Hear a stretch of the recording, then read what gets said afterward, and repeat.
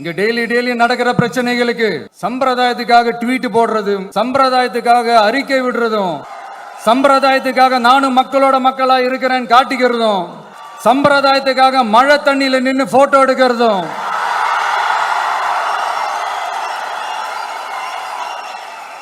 எனக்கு அதுல கொஞ்சம் கூட உடன்பாடே இல்ல. இவ்வளவு காலங்கள் தாண்டி, இத்தனை வருஷங்கள் தாண்டி ஒரு துரும்ப கூட கிள்ளி போடலையே. அதுதான் இதெல்லாம் இன்னைக்கு அம்பேத்கர் அவர்கள் இன்னைக்கு பார்த்தாருன்னா வெக்கப்பட்டு தலை குனிஞ்சு போவார்ல. கரெக்ட். நம்ம நடக்கிற பிரச்சனைகள், நடக்கிற கொடுமைகளுக்கெல்லாம் நம்ம குரல் கொடுக்கணும். ஆனா நடக்கிற பிரச்சனைகள் ஒன்னா ரெண்டா? பெண் குழந்தைகளுக்கு எதிரா, பெண்களுக்கு எதிரா, ஏன் மனித உயிர்களுக்கு எதிரா, இதெல்லாம் நம்ம பார்க்கிறோம், படிக்கிறோம், மற்றவங்க கிட்ட இருந்து கேட்டு தெரிஞ்சுக்கிறோம். இதுக்கெல்லாம் ஒரு நிரந்தரமான ஒரு தீர்வு என்ன தெரியுமா? ரொம்ப சிம்பிள் தான். நம்ம தமிழ்நாட்டு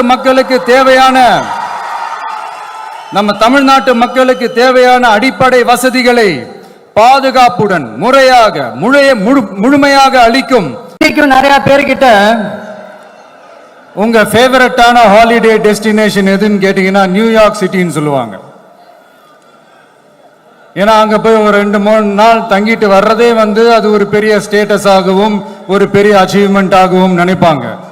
ஆனா 100 வருஷத்துக்கு முன்னாடியே நியூயார்க்லாம் போய் அங்க உலக புகழ் பெற்ற கொலம்பியா யூனிவர்சிட்டியிலலாம் போய் படிச்சு டாக்டர் பட்டம் வாங்கி சாதிச்ச ஒரு அசாத்திய மாணவர் ஒருத்தர் இருந்தார். அது கூட பெருசு இல்ல. அவர் எந்த சூழ்நிலையில அங்க போய் படிச்சு சாதிச்சாருன்றதான் மிகப்பெரிய விஷயம். அன்னைக்கு அந்த மாணவரை, நீ இந்த சாதியில பிறந்திருக்கிற, உனக்கெல்லாம் படிக்கிறதுக்கெல்லாம் தகுதி இல்லை, நீ எல்லாம் எதுக்கு ஸ்கூலுக்கு வர, அப்படி இப்படின்ட்டு அவர் வாழ்ற சமூகமே அவரை தடுத்துச்சு. அதையும் மீறி அந்த மாணவர் பள்ளிக்கூடம் போனா சக மாணவர்களுடன் சரிசமா உட்கார்ந்து படிக்க அவருக்கு அனுமதி இல்லை. தாக எடுத்தா தண்ணி கூட குடிக்க முடியல.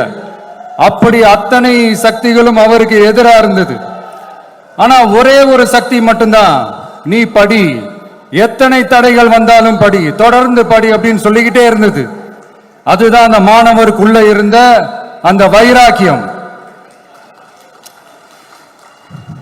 அந்த சின்ன வயசுல அந்த மாணவருக்குள்ள எப்படி அப்படி ஒரு வைராக்கியம் வந்துச்சு நினைச்சு பார்க்கும்போது உண்மையிலே பிரமிப்பாதான் இருந்துச்சு. அந்த வைராக்கியம் தான் அந்த மாணவரை பிற்காலத்துல இந்த நாட்டோட ஒரு தலை சிறந்த இன்டெலெக்சுவலா டிரான்ஸ்ஃபார்ம் ஆகிறதுக்கும் காரணமா இருந்துச்சு. எனக்கு தெரிஞ்ச உலக வரலாற்றிலே இப்படி ஒரு டிரான்ஸ்ஃபர்மேஷனை யாரும் பார்த்திருக்க மாட்டாங்க. அந்த மாணவர் வேற யாரும் இல்ல, நம்மளுடைய அண்ணல் அம்பேத்கர் அவர்கள் தான்.